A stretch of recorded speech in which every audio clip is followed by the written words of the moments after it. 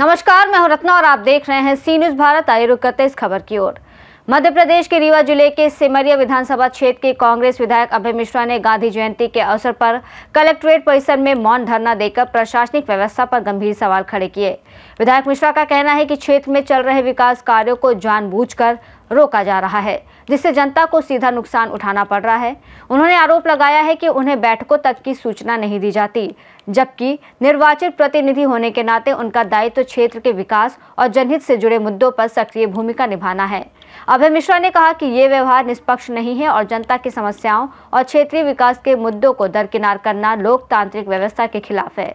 इसी कारण उन्होंने मौन सत्याग्रह का मार्ग चुना और धरना के बाद कलेक्टर को ज्ञापन सौंपा, जिसमें विकास कार्यों को शीघ्र शुरू कराने और निर्वाचित प्रतिनिधियों के साथ उचित व्यवहार की मांग की गई है।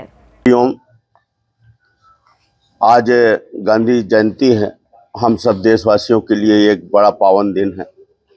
आज हम लोग राष्ट्रपिता महात्मा गांधी का जन्मदिन गांधी जयंती के रूप में मनाते आए हैं और पूरा हम लोग गौरवशाली होते हैं, अपने आप को गर्व महसूस करते हैं कि जिन्हें इस देश ने राष्ट्रपिता माना, जिन्होंने इस देश को स्वतंत्रता दिलाई, आज एक दिन हम लोग उनके विचारों पर, उनके बताए संदेशों के अनुरूप संविधान को सोच विचार कर, बहुत सारी चीज़ों को मन मंथन करके, मूल रूप से उनके बताई गई दिशा को लेकर के हम अपने मन में विचार करते हैं और तदनुरूप कार्य करने का प्रयास करते हैं।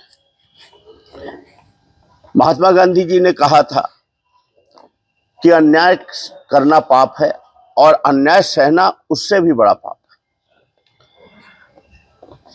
उन्होंने कहा था कि भारत देश गांवों का देश है, किसानों का देश है। भारत की आत्मा गांवों में निवास करती है, क्योंकि भारत की 70% आबादी आज भी खेती का काम करती है और वो गांवों में रहती है। भले उसको नुकसान ही क्यों ना हो, वो उसके लिए व्यापार नहीं है, वो उसके लिए कल्चर है, उसका संस्कार है, वो खेती करेगी। ये बात अलग है कि आज इतने साल स्वतंत्र होने के बाद भी आज भी भारत का किसान तड़प रहा है, एक बोरी खाद के लिए लाठियां खा रहा है और जब उसे अपने बच्ची की शादी करनी पड़ती है तो उसको 2-4-10 डिसमिल जमीन बेचनी पड़ती है और वो लगातार इस सपने के साथ 25 वर्ष से भारतीय जनता पार्टी को वोट दे रहा है। ये ले रहे हैं कि बस अब आय दुगनी कर देंगे और तरह तरह के भ्रम जाल। गांधी जी ने कहा था, ग्राम स्वराज की बात की थी, स्वरोजगार की बात की थी। गांधी जी का सपना था कि गांव का अपना खुद का स्वराज हो, गांव का आदमी खुद, और उसको रोजगार मिले। स्वच्छता की उन्होंने बात की थी और पंच परमेश्वर की परिकल्पना भी उन्हीं की थी।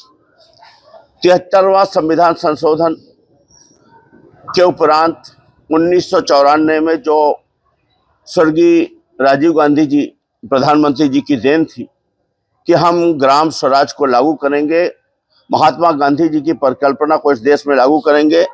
स्वर्गीय राजीव गांधी जी ने भारत को पंचायती राज दिया, पंच परमेश्वर की कल्पना की, एक कानून बनाया जिसमें पंचों की समितियां बनी, त्रिस्तरीय पंचायती राज बना, पंच बना, सरपंच का, जनपद का, जिला का, सरपंच में, ग्राम पंचायत में पंचों की समितियां बनी कि कोई भी काम पंच की समिति के माध्यम से, निर्माण समिति बनी, स्वास्थ्य समिति बनी कि उसके माध्यम से आएंगे, उनकी भूमिका होगी और फिर तब आगे काम होगा। लेकिन दुर्भाग्य ये कि भारतीय जनता पार्टी की जब से सरकार आई 2003 के बाद से पंचायती राज का दमन हो गया, भ्रष्टाचार की भेंट चढ़ गई।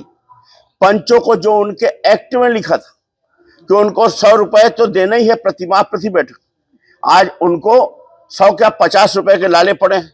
दूसरी तरफ वोट तुष्टीकरण के लिए जनपदों का, सरपंचों का, जिला पंचायत अध्यक्षों का, तमाम जो लोगों के ठेकेदार बनते हैं उनको कई गुना वेतन, जबकि ये संविधान में कहीं लेख नहीं कि इनको मानदेय भी मिलेगा। इनका ये था कि ये 100 अपने इच्छा से सेवा करेंगे, पर मानदेय के नाम पर उनका 50 गुना 45 हजार, 80 हजार कर दिया गया और पंच को 100 रुपए के लाले पड़े, जो उसका अधिकार था वो भी नहीं मिला और टोटल लूटपाट, भ्रष्टाचार की भेंट चढ़ गई सरकार।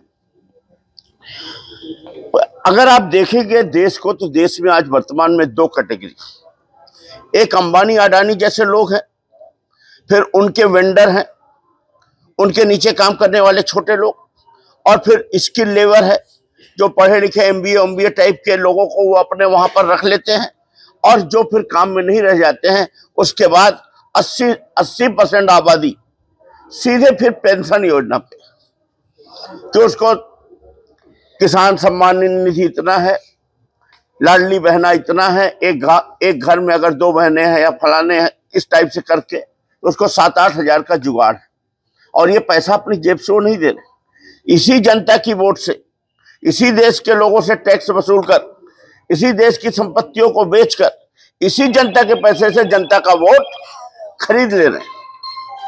वोट को खरीदा जा रहा है, और ये किसी तरह इनकी पहली प्राथमिकता है कि हम कुर्सी में काबिज रहें और सच किसी को दूसरे को बोलने नहीं दें। अगर कोई सच बोलेगा तो उसका दमन कर दें। रीवा से सी न्यूज़ संवाददाता अर्जुन तिवारी की रिपोर्ट। बता दें कि अभय मिश्रा के इस मौन धरने ने प्रशासनिक व्यवस्थाओं और क्षेत्रीय विकास की अनदेखी पर नए सवाल उठाए हैं। फिलहाल इस रिपोर्ट में बस इतना ही। देश और दुनिया की तमाम बड़ी खबरों के लिए देखते रहिए सी न्यूज़ भारत।